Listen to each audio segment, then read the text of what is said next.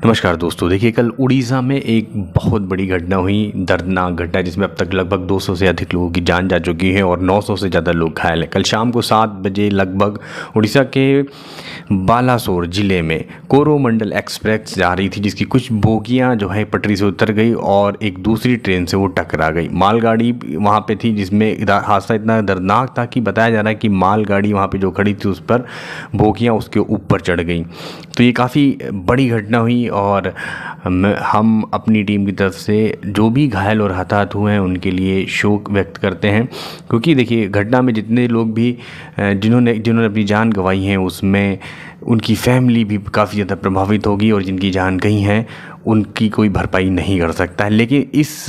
Train हादसे के बाद से एक चीज़ काफ़ी ज़्यादा चर्चा में आई है, वो है कवच प्रणाली। जी, कवच प्रणाली क्या है मैं आपको बताता हूँ कि देखिए पिछले साल जो रेलवे के मंत्री हैं अश्विन चौधरी, उन्होंने एक टेस्टिंग की थी कवच प्रणाली की, जिसमें ट्रेन हादसा होने के बाद अमिताभ शर्मा ने बताया कि जब ये चीज़ें काफ़ी वायरल हुई, लोगों ने कहा कि क्या कवच प्रणाली जो भारत सरकार ने पिछले साल काफ़ी पैसे लगा करके टेस्टिंग की, जो इसकी टेस्टिंग 2012 से लेकर के अभी तक चल रही थी। 2022 में एक वीडियो में आपने देखा होगा, अश्विन चौधरी जो हैं खुद ट्रेन पे थे और उन्होंने टेस्टिंग को किया और उसमें एक हाई स्पीड ट्रेन में अश्विन चौधरी बैठे हो, सामने से एक ट्रेन आ रही हो, ट्रेन काफ़ी आमने सामने टकराने से पहले ही वो काफ़ी दूरी पर ही एक दूसरी दोनों ट्रेनें रुक जाती हैं।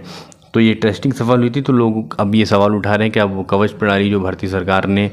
जिसकी टेस्टिंग की थी क्या वो फेल हो गई है, जिस पर जो भारतीय रेलवे के प्रवक्ता अमिताभ शर्मा, उन्होंने बताया कि उस रूट पर कवच प्रणाली जो है अभी लागू नहीं हुई थी।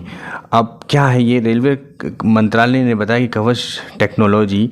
की टेस्टिंग उन्होंने जो की थी पिछले साल, इससे क्या होगा, इससे जो है जीरो एक्सीडेंट का जो लक्ष्य है भारतीय रेलवे का उसको पूरा किया जा सकेगा,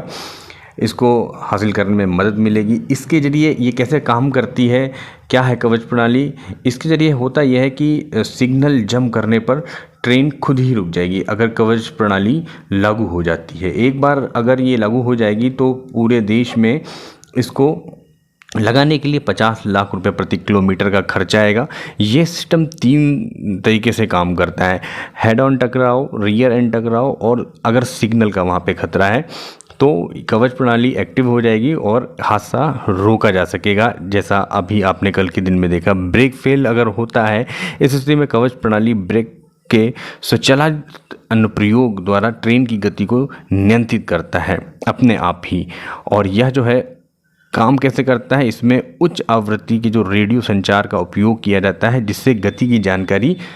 उसमें ट्रेन के जो लोको पायलट होते हैं उनको मिलती रहती है। इसमें जो अभी क्या जो है कि अभी जो लोको पायलट को कम देखने पर ये सिग्नल अगर उस ट्रेन में होगा कवच प्रणाली, तो ये अपने आप ही लोको पायलट को सिग्नल देता रहेगा। एक बार सिस्टम सक्रिय हो जाने पर 5 किलोमीटर की सीमा के बीच में ट्रेन रुक जाएगी अपने आप ही, अगर ये सिस्टम एक्टिवेट हो जाता है। वर्तमान समय में संकेत देने का जो कार्य है वो सहायक लोको पायलट खुद करते हैं। वो कैसे करते हैं कि ट्रेन से, आपने देखा होगा, ट्रेन से वो झांकते हैं और फिर देखते हैं। लेकिन अगर ये कवच प्रणाली एक्टिव हो जाएगी तो आप जो रेलवे है उसका कहना है कि जीरो एक्सीडेंट का जो लक्ष्य है उसमें वो सफल हो जाएंगे। तो हम आशा करते हैं कि अगर ऐसी कोई प्रणाली है तो वो जल्द से जल्द पूरे भारत में जो 45,000 किलोमीटर का जो रेलवे ट्रैक है उस पर उस सिस्टम को लागू करना चाहिए, जिससे इतनी बड़ी जो घटनाएं हैं उनको टाला जा सके और असमय लोगों को अपनी जान से हाथ नहीं धोना पड़े और लोगों में सुरक्षा का एक भाव होना चाहिए कि अगर वो ट्रेन या भारतीय किसी भी संसाधन से है वो सफ़र कर रहे हैं तो वो सुरक्षित अपने गंतव्य तक पहुंच सके। तो ये जानकारी थी, अगर आपको